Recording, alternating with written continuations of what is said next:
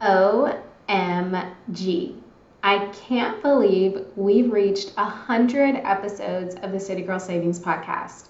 First off, where does the time go? And second, I'm so glad I bit the bullet and decided to launch the podcast in January of 2022. I had been contemplating a podcast for a long time, but the timing never felt right.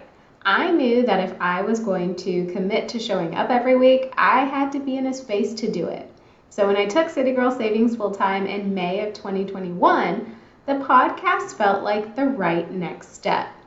100 episodes and nearly 2 years later, I know I made the right choice. To celebrate 100 episodes, I am sharing my all-time 10 favorite episodes of the City Girl Savings podcast and why they made the list. So let's dive in. Before I get into my favorites, let me first say that it is or was incredibly hard to limit my favorite episodes down to 10, but I managed to do it. So if you've been listening to the show from the beginning, thank you from the bottom of my heart.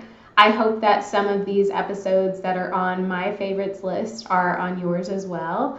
And if you haven't heard any of the episodes I'm going to share here, definitely give them a listen. I think you will enjoy. And if you are new to the City Girl Savings podcast, then definitely take some time to go back through our old episodes because there are a lot of good ones. So here are my 10 all-time favorite episodes in no particular order. Episode number 58, my daily morning routine for boosting productivity. So I'm a Virgo, so I love systems, I love routines, I love habits, I love all things productivity, and for me, my morning routine has played a huge role in the success I've seen in my business, in my finances, in my life, in my health. And so in this episode, I walk through my personal and business morning routines so that anyone who needs some ideas, needs some inspiration can kind of hear what I do and hopefully take whatever works for them and implement. Now, I do want to add a little sidebar. I actually may make some slight adjustments to my morning routine because I am currently reading the 5 a.m. Club. And while I already have some of the systems or routines from that book in place, they're a little out of order. So I just may tweak some things. So I wanted to share that with you. There may be a follow-up episode coming when I change my morning routine. Okay, next one, number 76, breaking down my savings accounts and strategies. So I firmly believe in one savings account per goal, and me personally, I have a lot of goals, so therefore I have a lot of savings accounts. This episode really gives listeners direct insight into what I'm saving for, why I'm saving for it, and my strategy behind the savings. So what types of accounts I'm using, what the frequency of the savings transfers is, everything that kind of goes into why I am saving for this goal and how I'm actually saving for it. So in the episode, I actually walk through my 7 primary savings accounts and goals, and I also share a bonus 8th goal or account that I'm contributing to. So I really enjoyed this episode because I love giving step-by-step real, this is what I'm doing guidance, and I feel like this episode really nails that. Okay, next one, episode number 20, breaking generational money curses with Leah Landaverde. So it was hard for me to choose a favorite interview episode, but this one really came to my mind as I was kind of pondering which one to include on the list. Firstly, because I spoke with Leah, who is a Hispanic gay woman, about how people are underrepresented, how minorities, I should say, or underrepresented people or communities can change their money narrative, right? So regardless if you are a person of color, if you are LGBTQ, no matter where you came from, if you're an immigrant, like whatever it looks like for you, we dive into how people can break those generational money curses and change their narrative and maybe be the first in their family to do so. So, whether you're an immigrant, a minority, gay, a child of immigrants, or you just came from nothing, you have the power to break those generational money curses. And Leah and I really dive into that. And she shares her story, which really is inspiring. And we talk about powering through just tough societal norms and just so much more. So it was such a fantastic conversation. We both got real and raw, and I feel like Leah's just story is so impactful. So that's why that one made the list.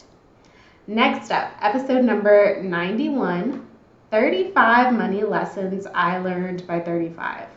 So this is a more recent episode actually, and it's one of my favorites because I feel like a lot of the lessons that I learned, specifically in this episode, stemmed so much deeper than financial. And although, the lessons learned had a financial impact, whether it was good or bad, they were just so much more than financial. They were true, like, individual level. It was my mindset. It was, my spirituality. It was just so many things that I've learned up until this point in my life. And I just feel like the older I get, the more powerful the lessons. And honestly, the less I care about what anyone thinks about my life, my goals, my finances, how I do things.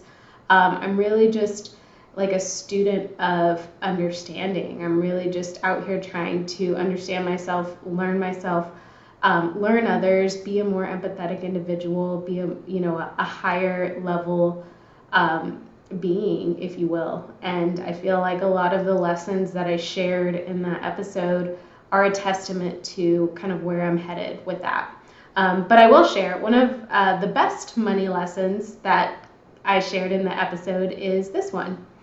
There is no greater feeling than being an independent woman. Knowing that I have my own money, my own savings, my own business, and my own willpower is incredibly rewarding. I'm choosing to be with my partner. I am choosing to work for myself, not needing a partner, not needing a boss, not needing anything but myself feels incredibly empowering. So I love that episode. Highly recommend you check it out. Okay, next one on my list. Episode number 1, Big City Spender to City Girl Saver, How City Girl Savings Came to Be. So this was the very first episode of the City Girl Savings podcast, so obviously it will always hold a special place in my heart, but it's also one of my favorite episodes because I share my money story from the beginning. I share my early money experiences, the myriad of money mistakes I've made through my late teens and early 20s and college and my LA days. I share how I, got myself to financial rock bottom, but picked myself back up and ultimately got to a place where I started City Girl Savings. I turned my own financial situation around, and now I help others do the same, and I share that journey in this episode. So that is why it's one of my favorites. Okay, next one, episode number 41, Pulling Back the Curtain and Getting Intimate. So hands down, this episode is the most vulnerable episode of all time. And in fact, it's the most vulnerable piece of content I have ever put out. And that's across the blog, the website, the social media platforms. Like, it's the most vulnerable I've ever been. In this episode, I really take the time to explain why I am the person I am today. Like, the experiences I've had, the way I thought about things, the mistakes I've made, and so much more. I get honest and open, and I do so on a level that I haven't before. And I did it because I wanted listeners to really know and understand me. I'm so proud of myself for this episode and being brave enough to share everything, and that's why it's one of my favorites. All right, next episode on the list, number 81, Manifesting Money, Trips, and More with CGS client Tamika. So Tamika is actually one of my oldest ongoing clients. So she and I have been working together regularly for a few years. And the conversations that she and I have are always so insightful, like for the both of us. we basically took our coaching call conversation between us and recorded a podcast interview. So a lot of the stuff that she and I talk about, on our coaching calls together, we really put it into like an interview format for the podcast. In the episode, Tamika shares how her money mindset has changed over the years of us working together and how it has allowed her to manifest more than she ever thought possible. And this is, in excess of money, right? So money, trips, romance, goals, just things that she maybe wanted but never thought were possible for her. In the episode, Tamika shares like her mindset epiphanies, her thought process before coaching, and how she's become a happier individual just over time. And as a coach, as her coach, it has been so amazing and fulfilling to just see how she has grown mentally and financially over the years. It's so rewarding. So definitely check that episode out. Next one on my list, episode number 10, Conquering the Fear of Failure and Redefining Success. I mean, doesn't that just sound like a great episode anyways? Now, for me personally, once I faced my fear of failure, so I truly had a fear of failure. Before I took City Girl Savings full time, I feared failure. I feared running this business, quitting my corporate job, and then, me completely like falling on my face and it not working out. Like it was a humongous fear of mine. But once I faced that fear, right? And when I say faced it, I went down the road of, okay, Raya, if this is your worst fear, what does that look like? And when I actually did that and realized that if my business were to fail, if I were to fail, if, things didn't work out the way I wanted them to, I would still be here. I would still be me. I'm not dead. Like I have my health, I have my mind, I can go figure other things out. So once I faced my fear of failure and decided to define success on my own terms, my world completely changed. I mean, I became happier, less stressed, and more goal-driven than ever, right? Like, the sky's the limit. Obviously, we want to set realistic goals, but I feel like when you open your mind to anything being possible for yourself, no matter how you're really going to get there, like you just automatically level yourself up. I took the weight off my shoulders and decided that I was already a success, right? So when I say define success in my own terms, I basically said, this is what success looks like to me, and because I have achieved these things, I am successful. So whatever the criteria for success I set, I realized, like, hold on, I've met a lot of these. Like, I've met the criteria of having a successful life on my own terms, and it made all the difference. So in the episode, I share how I was able to face my fear of failing like head on, and how defining what success looks like for me just totally changed the game. Okay, next one, episode number 70, My Budget Non-Negotiables.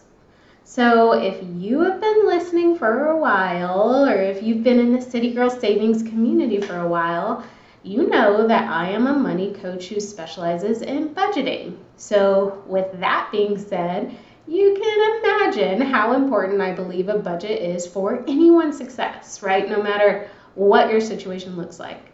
But just because I believe a budget is the number one tool for financial success, which I fully 100% believe that, doesn't mean I don't believe your budget can and should include the things you love. Okay, so what do I mean when I say that? a budget is absolutely necessary, but a necessary part of your budget is to include the things you love. So your budget should not be a restrictor. It should not be something that you just dread, right? Your budget should include the things that matter most to you. And in this episode, I share the non-negotiables that I have in my budget and how factoring them into my budget has allowed me to let go of any guilt for spending the money, right? Like things like my iced coffees and lash extensions. I have zero guilt or shame when I spend my money on those things because they are budgeted for. I also share some of the things that I'm hoping to one day make non-negotiables, right? Like when my finances play out the way I need them to, there are other things that I want to make budget non-negotiables. So it's a work in progress, and I really hope that in the episode, listeners are inspired to embrace budgeting and make sure that their budgets include the things they love in moderation. Okay, final all-time favorite episode, number 12, an introduction to travel hacking with travel rewards coach, the Miss Miles. So this is obviously last but not least, right? None of these episodes were in a particular order, but I loved this episode I filmed with Alina Geller of the Miss Miles. It really ends our list because this episode opened my eyes to a whole new world of luxury travel on a budget. And who would associate luxury travel and budgeting like together, right? But Alina showed it was possible. And I've actually slowly tried to implement the tips she shared in the episode to travel hack, and it's already shown to be worth the effort. So if you love traveling and if you want to do so on a budget and in style, you don't want to miss the episode. In the episode, Alina shares like what travel hacking is all about, the benefits of it, and some of her own inspiring stories of travel hacking.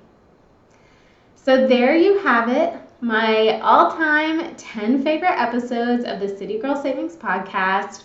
Thank you so much for all of the support as we have made our way to 100 episodes. I am beyond grateful for the response that this podcast has received. I'm literally filled with so much joy, and I just appreciate everyone who listens. So if you love this podcast, please leave a review.